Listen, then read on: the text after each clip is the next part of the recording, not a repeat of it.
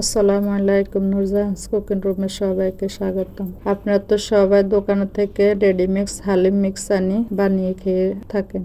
আজকে আমি ঘরোয়াভাবে হালিম মিক্স বানাই দেখাবো। এখানে আমি নিয়েছি 2 কাপ ময়দা, 1 কাপ মুগের ডাল, 1 কাপ মাসকলাইর ডাল, 1 কাপ মসুরের ডাল, 1 কাপ মুগের ডাল আর 2 কাপ নিয়েছি আমি পোলাও চাউল।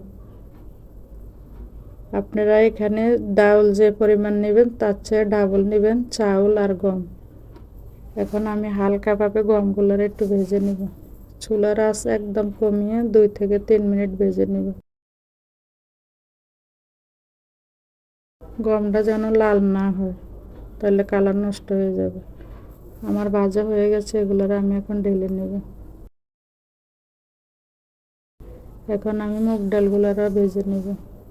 মুগের ডালগুলো চুলার আঁচ কমিয়ে কালার চেঞ্জ হওয়া পর্যন্ত ভেজে নেবেন। এগুলো ভাজা হওয়ার সাথে সাথে আপনারা অন্য একটা প্লেটে ঢেলে নেবেন, নাহলে কালার গাঢ় হয়ে যাবে।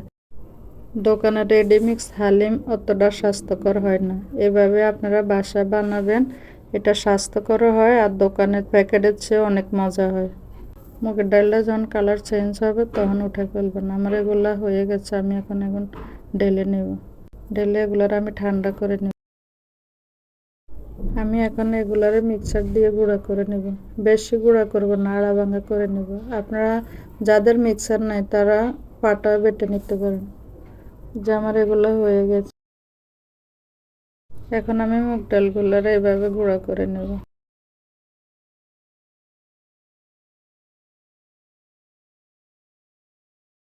আমার ওগুলো হয়ে গেছে, এখন আমি পোলাও চালটারও গুঁড়া করে নেব। 1 মিনিটের মতো গুঁড়া করলে হবে, বেশি গুঁড়া করবেন না।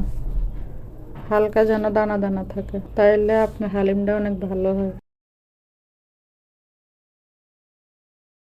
এই যে এইভাবে আমি সবগুলো আমি দেখিয়ে দিচ্ছি কীভাবে কীরকম গুঁড়া করছি আমি।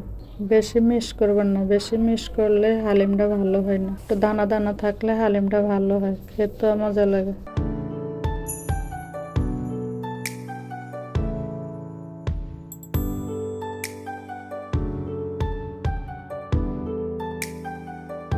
আমি এখন সবগুলোরে মিশিয়ে দেখাই দিচ্ছি কেমন হয়েছে। আপনারা একবার হলো বাসায় এভাবে বানিয়ে দেখ, ভালো লাগলে কমেন্টে জানাবেন, লাইক দিবেন, বন্ধুদের সাথে শেয়ার করে দেবেন।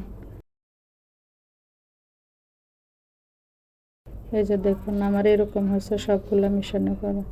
আপনারা এভাবে বানিয়ে একটা কাঁচের বয়ম কিংবা একটা বক্সে ভালো করে মুখ লাগায় ফ্রিজে আপনারা প্রায় 1 বছর সংগ্রহ করতে পারবেন। আমার চ্যানেলে হালিমের মশলা বানানো দেওয়া আছে, দেখে নেবেন।